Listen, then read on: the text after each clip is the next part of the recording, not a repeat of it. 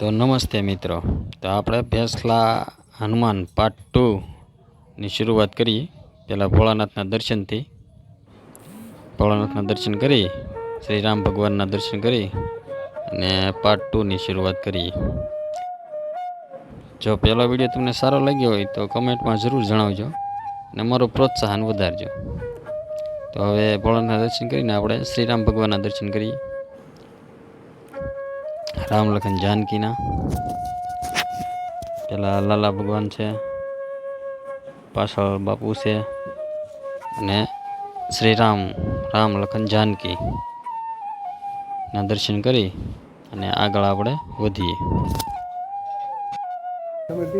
ને આ છે ભેંસલા હનુમાનની મૂર્તિ, ત્યાં દર્શન કરી અને આપણે આગળ જે આશ્રમ જે કાંઈ છે એ જોઈએ। હનુમાનજીના દર્શન કર્યા। બહાર હનુમાનજી દિવાલમાં છે, દિવાલમાં આકૃતિ દોરેલી છે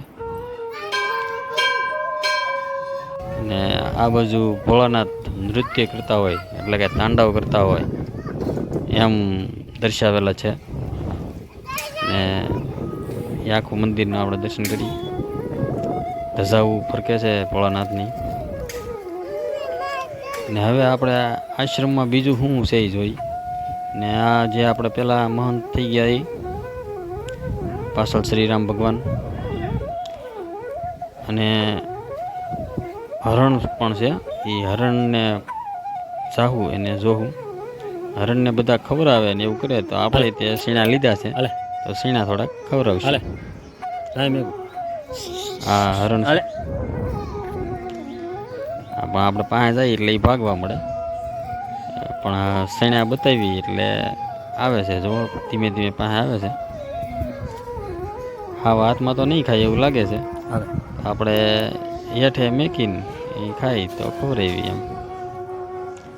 તો આપણે સૈણા હેઠે મેકી દીધા છે અને હરણ ખાવા પણ લાગ્યું છે।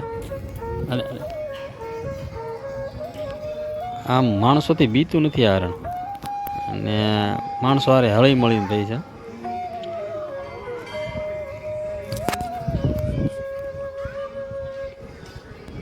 તો હવે આપણે જઈશું ગૌશાળા તરફ। અહીંયા ગૌશાળા છે તો હું તમને હવે ગૌશાળા બતાવું।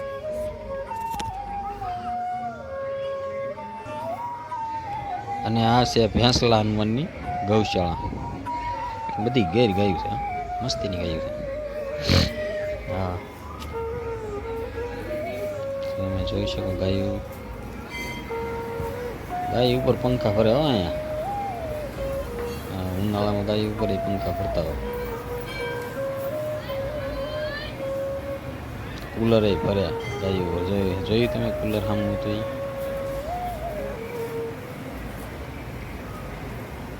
આટલી ગાયું છે અહીંયા।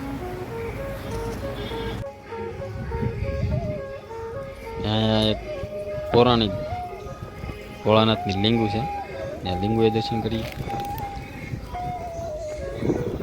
અને સામે આવેલું છે વડલા હેઠે ખોડિયારમાં બેસેલા છે તો ખોડિયારના દર્શન કરવા જઈએ હવે। આ ખોડલ ખમકારા કરે હો ભાઈ। આ આલિશાન ઓટલો છે મોટો, એની હેઠે ખોડિયારમાં બેઠા છે। ખમૈયા કરજો માં ખોડિયાર, એ માં જય ખોડિયાર। અને હવે ભોળાનાથ સાથે એક સેલ્ફી લેવી છે તો ભોળાનાથ સાથે સેલ્ફી લઈ। જય ભોળાનાથ, જય ભોળાનાથ।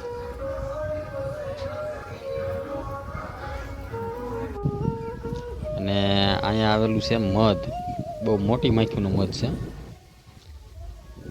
તમે જોઈ શકો ઓલા મધ કરતાં કંઈક અલગ મધ છે, બહુ મોટી માખી વાળું મધ છે અને મધનું પૂડું પણ બહુ મોટું છે। અને તો હવે આપણે તો ફાઇનલી હવે આશ્રમમાં જે કાંઈ જગ્યાઓ હતી મેં તમને બતાવી દીધી છે। તો હવે જય હનુમાન દાદા, જય ભોળાનાથ।